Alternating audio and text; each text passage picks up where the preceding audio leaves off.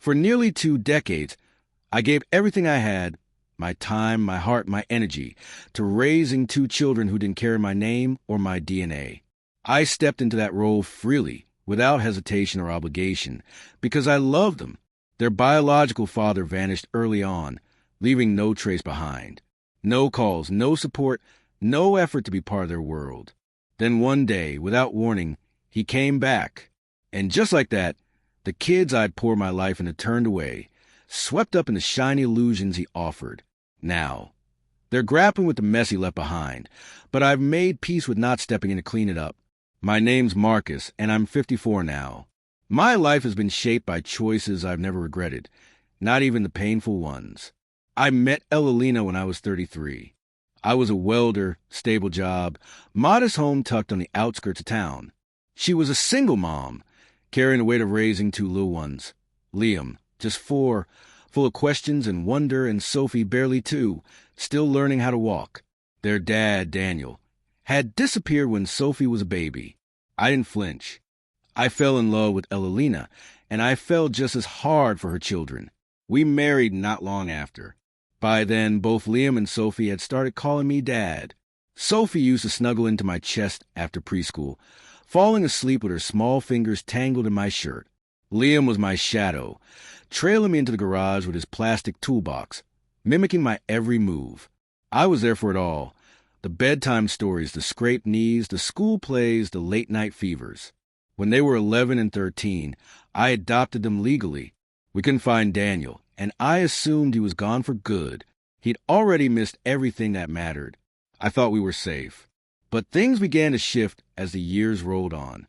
When Liam started high school, Elalina stopped working. Anxiety and depression pulled her under, and I stepped up, working longer shifts and taking side gigs to cover the bills. I never complained, not even when her affection dwindled and her attention turned toward her phone instead of our family dinners. I just kept going, trying to keep our home afloat. Then, about 6 years ago, everything changed. Liam, now in his 20s, pulled away. Sophie, too, became distant. I chalked it up to growing pains, their journey into independence. What I didn't know was that Daniel had reached out to Elalina online. He claimed he'd changed, that he was ready to be a father. I found out by accident. Came home early one evening and caught part of a phone call. Her voice was soft, almost playful. I hadn't heard her sound like that in years. When I asked her about it, she brushed it off, saying I was jealous, too controlling, reading too much into it. Within months, Liam had moved in with Daniel. Suddenly, the man who had never once attended a birthday party or a parent-teacher meeting was offering fancy promises, a new car, and emotional validation. Sophie followed soon after. She began calling him Dad, online, and posting pictures like they'd always been close. The betrayal gutted me. I had rocked Sophie through her first flu, cheered for her at soccer games, sat with her after heartbreaks. I taught Liam how to shave. But now I was just Marcus again, pushed aside, forgotten. The final blow came when Elalina asked for a separation. She said we'd grown apart, that maybe we'd rushed into things all those years ago. And just like that, she moved out. The divorce went quickly. She took very little, just the kids' affection. I was left with silent house and a heart that couldn't find its footing. 2 years passed without a word. I buried myself in work, picked up jogging to quiet my mind, even took a solo trip to the coast to feel something other than regret. Eventually, I started dating again. Cautiously, piece by piece, I stitched myself back together. Then one night, my phone rang. Liam's name flashed on the screen. I almost didn't answer. When I did, his voice trembled. He needed money. Daniel had roped both of them into some cryptocurrency scam, promising easy wealth. It was all a lie. Daniel vanished again, taking their savings with him. Sophie had dropped out of college. Elalina had co-signed loans that were now defaulting. Debt collectors were hounding them. They were desperate. I stayed calm. Did Daniel ever stay up with you when you had nightmares? I asked, did he come to your school meetings or hold your hand in the hospital? Silence. I did those things, I said quietly, every single day. And when he showed up, you pushed me aside for a fantasy. I'm not your safety net anymore. And I hung up. A year passed. Word got around. Daniel had scammed others, too, before disappearing for good. Evelina lost her apartment. Sophie took a job at a grocery store, working long hours. Liam moved back in with her. They were barely scraping by. I, on the other hand, found balance. The pain hadn't vanished, but it stopped controlling me. I could walk past a park and smile at the memories instead of aching over them. Then one night, I heard a knock. It was Sophie. She looked older, tired in a way that life carves into people.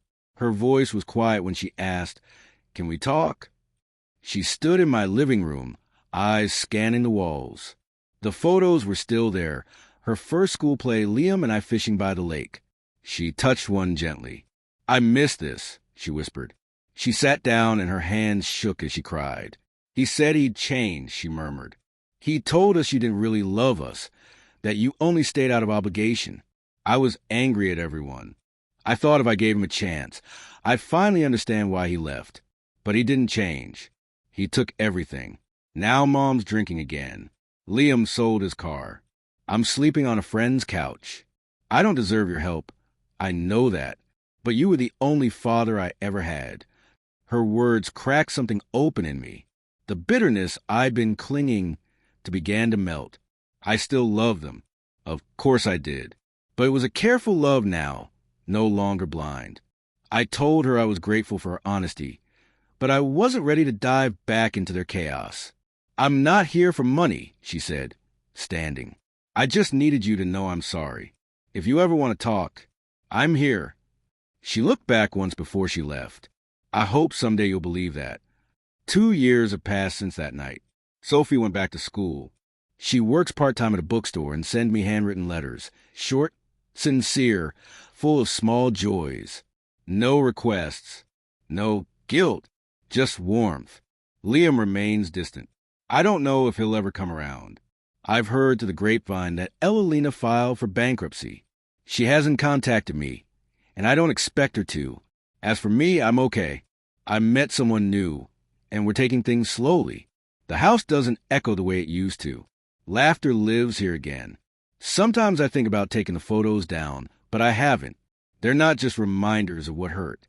They're proof of who I was, who I chose to be, not their father by birth, but the man who showed up every single day when it counted.